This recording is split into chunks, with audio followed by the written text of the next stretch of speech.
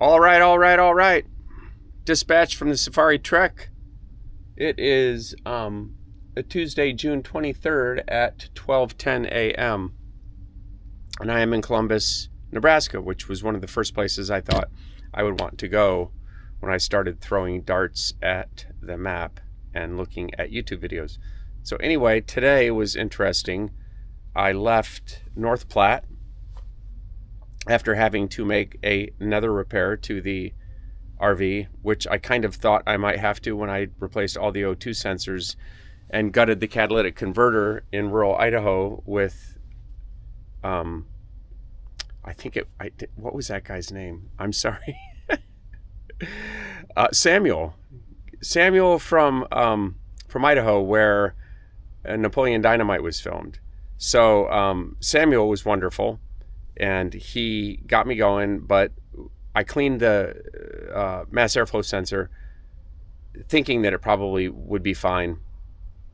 And last night, it pretty much failed. I ran the codes. I have a code reader with me. It failed. So O'Reilly's stocks that damn thing, believe it or not, for 1998 Safari Trek. So I replaced that this morning. I got under the wheel well, and I replaced that damn thing and got going out of North Platte from the Walmart parking lot.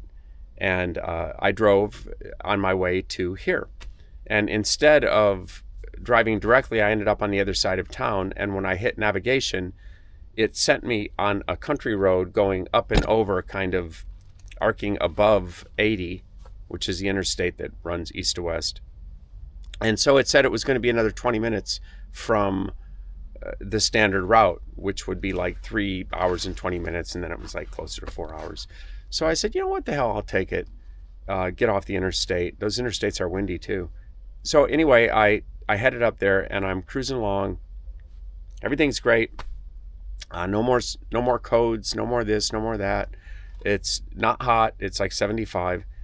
And I roll into Arnold, Nebraska. And Arnold, Nebraska is a village of 600 in farm country. And I see this guy working on this building, the one brick building on the main street, which is like all of 20 buildings maybe, and a gas station and some other stuff.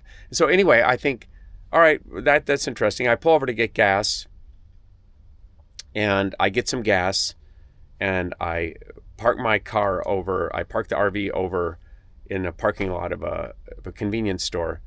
It's like a privately owned convenience store gathering place. And I walk over and I talk to this guy, and I've got some video of that, and that was interesting.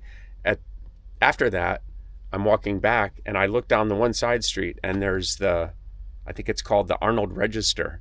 And it was a blacked out storefront of an old news building. And I thought, well, this has got to be a derelict old office. It's not under use anymore. I mean, this is so tiny, and there's like nothing here.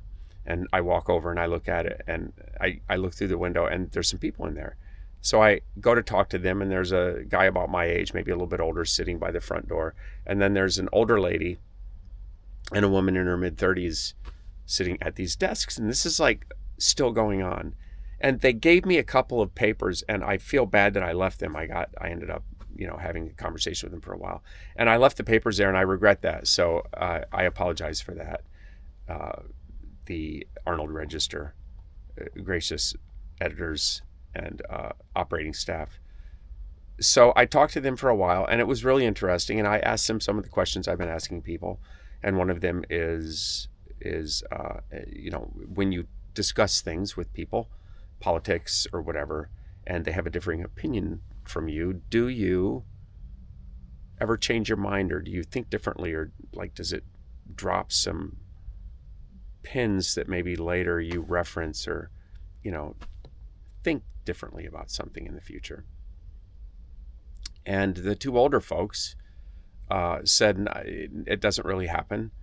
And the younger woman at 36 said, yeah, I have had that happen. And it was with a friend who talked to me about recycling, of which I knew not much of anything about, or hadn't thought about or didn't understand, and water conservation.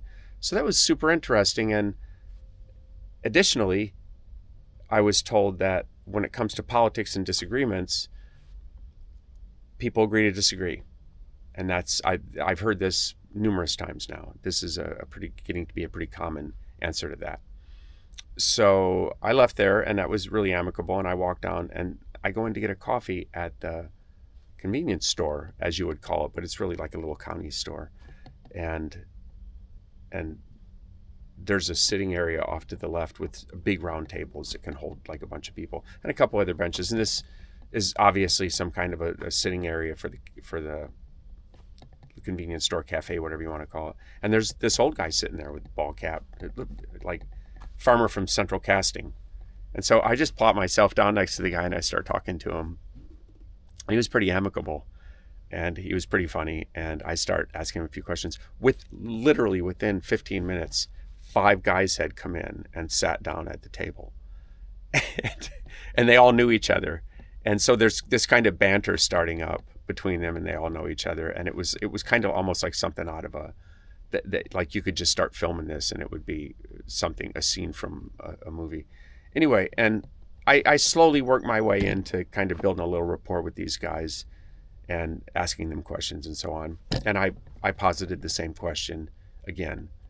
And mostly the answer was, we agree to disagree. And, we joke about it, we argue, and then in the end, we just agree to disagree. Except for this one guy. And he said, there is a man who lives in this town, and I've got the guy's name, and I'll finish up the story in a minute with putting a point on this. He said, there's a guy that lives in town, the liberal, and one of the other guys had said there's like 18 of them. So there's 600 people in this town. And I had 6 at the table. So I had 1% of the population of Arnold, Nebraska, sitting at the table. And he said, there's a guy here. And he went and he married a Canadian. And they moved back here. And I think that they leave like once a year for 3 months or something. I don't remember the arrangement. And the guy said, yeah, he was a professor of philosophy, has a PhD in philosophy. And if I'm remembering this correctly, he taught at West Point. He taught philosophy at West Point, and he's living in Arnold. And so this one guy knows him who was, I think he was the only guy that had gone away and gone to college, and he had a degree in chemical engineering. And so I went out to everybody said goodbye, and these other guys left. I was there like 2 hours, and I came back in to, what did I do? I came back in I think to get another coffee or something like that. I don't remember. I went back in and the one guy was still there, and I started talking to him alone. And he was really interesting because he had said during the conversation that, yes, my mind has been changed on a few things and I've thought about it. And it was after talking to this local, apparently their local philosopher, their local West Point philosopher. And I talked to him for like another 15 or 20 minutes, probably could have went on longer. Poor guy got a call from his wife or something like that, and he needed to get home. But anyway, I gave my information. I said, please have this guy call me. So I hope out of all the people that I've met, this guy was great. Out of all the opportunities so far, I think this guy, if I can get a hold of him, I need to find out what the deal with this guy is and what the scoop is. So anyway, that was kind of today, and I'm going to start putting content from before times. But one last thing I'll close out with. This trip I concocted like last September or October, before I went to DC in November for the rally that got me started on this whole idea. And the RV idea popped up and everything.